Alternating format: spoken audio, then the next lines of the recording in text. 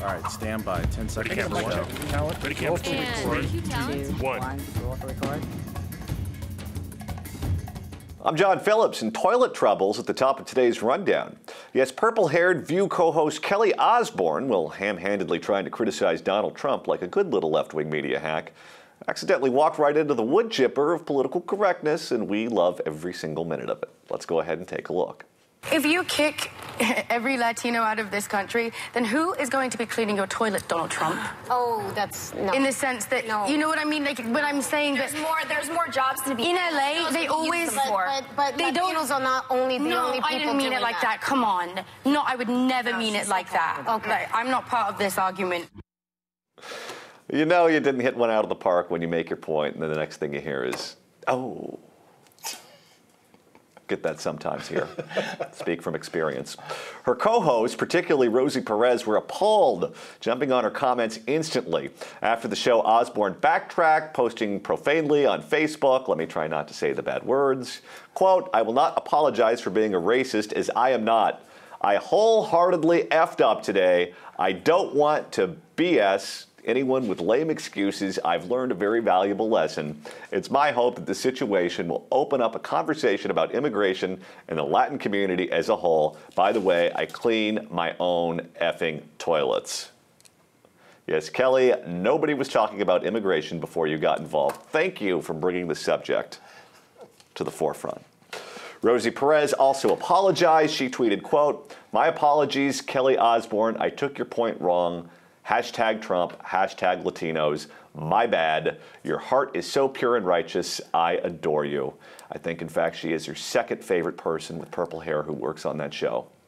Kelly's mom, Sharon Osbourne, even got in on the act. She tweeted, quote, I want to thank the ladies on The View for being so gracious to Kelly Osbourne today, which means, hey, my daughter is really effing dumb.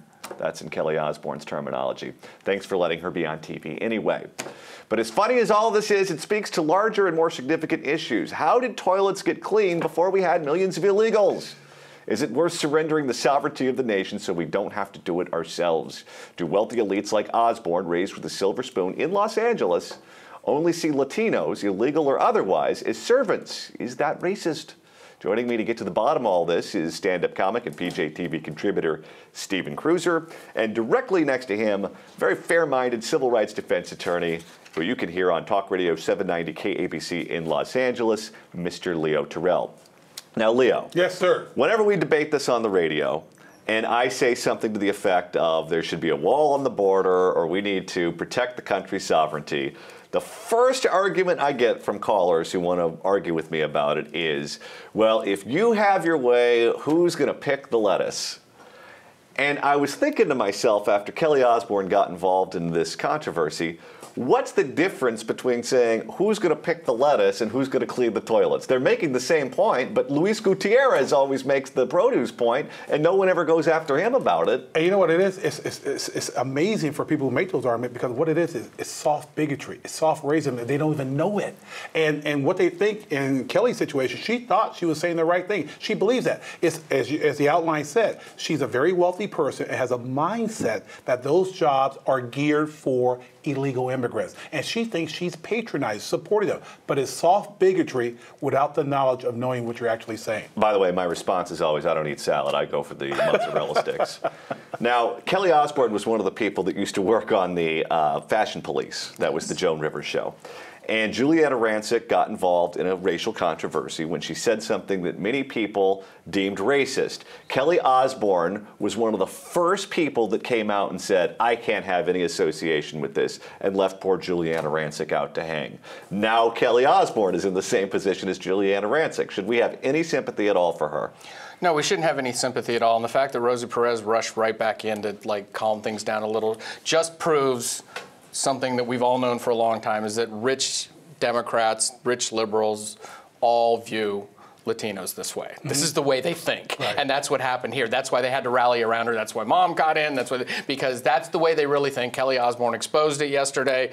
And but I missed It's like, I'm thinking about Donald Trump again with Kelly Osbourne right now because they're from two of my old favorite reality shows, the couple first seasons of The Apprentice and the old Ozzy show. I think we should do like a Big Brother thing with just Kelly Osbourne and Donald Trump living in there. Maybe have Vince Neil be their maid or something like that and do a full Big Brother death match kind of thing between the two of them. See, John, the key here, and Kruiser said it correctly, liberal Democrats, they're fake West Side liberals. These are the ones who will pay the money, contribute to all these civil rights causes, but, you know, you can't live next to me, you can't go out with my daughter, but you can do the toilets and everything else. That's fake West Side liberals. You know, there is a whole lot of truth to that because you think about the areas, we live in California, that are very racially mixed. Yes. They're middle-class areas.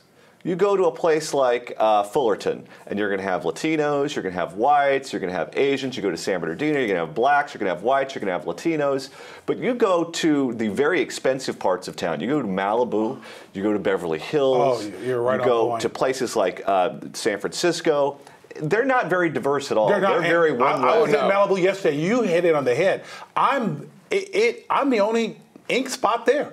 I'm just going to be honest with you. Liberals there, but you don't see minorities at all. Only to work. Only to work. They're Latino people, You're the absolutely correct. You're gardeners, absolutely the correct. babysitters. Thank God it doesn't snow in Malibu because they wouldn't be able to see each other in the winter over there. It's so white. Fake West Side liberals. But as you said, every morning, I live on the west side. I'm like right in between Westwood and Santa Monica. Every morning for 2 hours, there are double-length buses coming from downtown LA, bringing in Latinos to work for the rich white people in Santa Monica and Brentwood, and then every evening, they're all full going back the other way. He's absolutely right. When the bus strike hit, those people called MTA to make sure it's called the maid bus, and it goes up to Sunset and Bundy. They drop off the Hispanic workers, and they come back. Those were the only bus that were allowed to maintain the route, notwithstanding the strike. He's absolutely correct about that.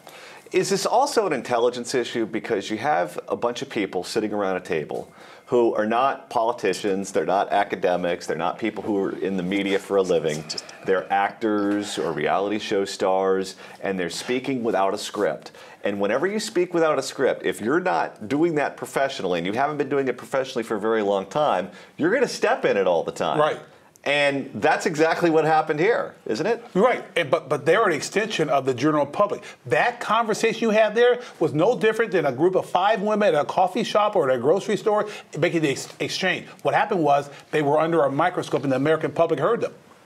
It's always an intelligence issue when you're dealing with The View. I mean, there's like that's not a real brain trust there. We're not going to get cold fusion out of these women anytime soon. Okay, But I always find it funny whenever there's some controversy on The View too, because I thought that was kind of like their mission statement. I thought that's what they were there for. They don't get any ratings unless there's some kind of implosion going on set. But there is Nicole Wallace is on there. She should have caught that very early. Nicole Wallace is a she's checked out. She's leaving the show at the end of her contract. She's leaving the show, and she's just thinking about the next thing she has to complain about Sarah Palin about. That's all Nicole Wallace does. That's Is that show going to survive?